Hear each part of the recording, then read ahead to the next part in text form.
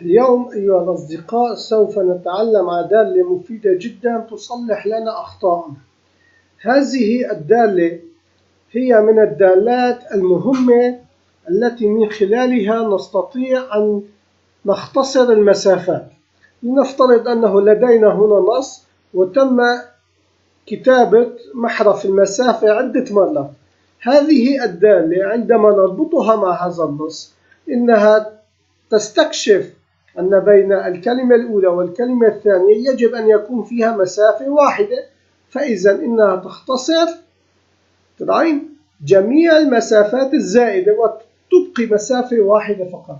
احتمال لدينا مسافة في بداية النص، في نهاية النص، في بين كلمة وكلمة. كل المسافات الموجودة في الخلية التي تحتوي على نص يتم تجاوزها وإبقاء مسافة واحدة.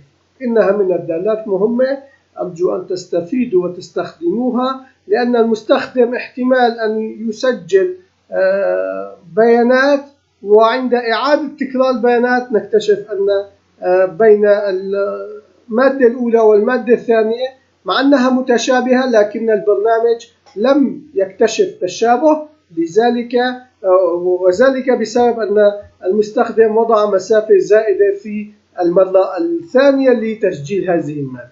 أما عندما نأخذ ما يسجله المستخدم من بيانات ونفلترها ونصلحها بإزالة مسافات فارغة، عندما يعود المستخدم ويسجل نفس المادة أو نفس البيانات ونعود نفلترها، بهذه الحالة يكون لدينا نفس السطر موجود وننبه المستخدم أن هذه البيانات موجودة سابقا. شكرا لمتابعتكم، نلتقي غدا إن شاء الله.